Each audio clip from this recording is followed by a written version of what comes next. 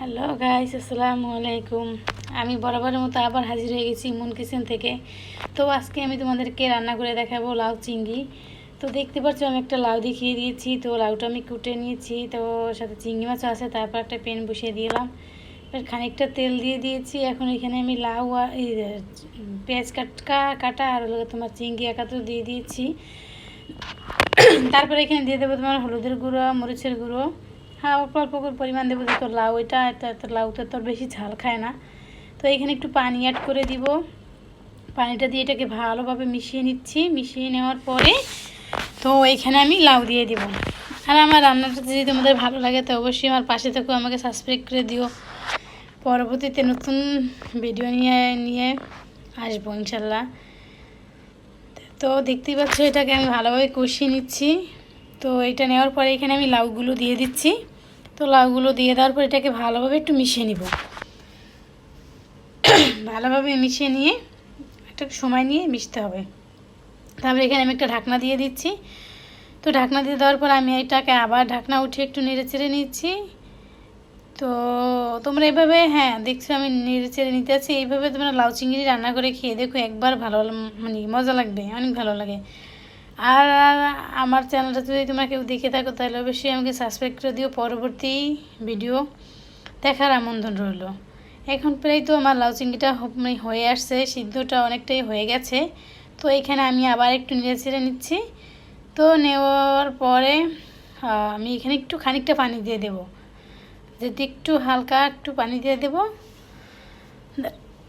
তোমরা আমার রান্নাটা অবশ্যই ফলো করো, আমার পাশে থেকেও। পরবর্তী কোনো ভিডিওতে আবার নতুন কোনো একটা ভিডিও নিয়ে আসবো আমি ইনশাল্লাহ। তোমাদের জন্য দোয়া রইল। তোমরা দেখতে থাকো ভিডিওটা, ফুল ভিডিওটা দেখতে থাকো। তো এখানে আমি একটু পানি দেওয়ার পরে তো এখানে তোমাদের দেখাচ্ছি যে অনেকটাই সিদ্ধ হয়ে গেছে, 2 ভাগ আর কি সিদ্ধ হয়ে গেছে। তো আমি এর জন্য কি অল্প একটু পরিমাণ পানি দিয়ে দিয়েছি। তো এখানে আমি আবার ঢাকনা দিয়ে দেব।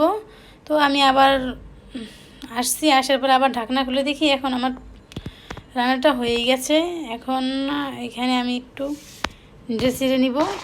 তো এখানে এখন আমার রান্না প্রায় কমপ্লিট হয়ে গেছে। এখন এখানে দিয়ে দিচ্ছি তোমার হলো পেঁয়াজ বাটা।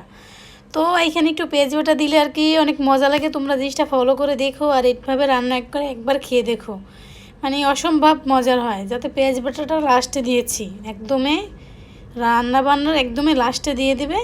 তো এখন এখানে আমি দিয়ে দেবো ধনিয়া পাতা দেওয়ার পরে আমার রান্না কিন্তু টোটালি শেষ।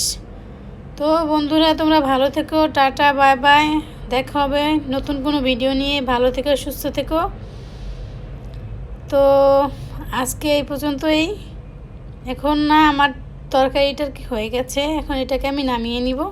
তো তোমরা দেখো নামিয়ে নিচ্ছি। তো নামিয়ে নেওয়ার পর এখানে আমি একটা বল নিয়েছি, বলের ভিতরে আমি নামিয়ে নিব।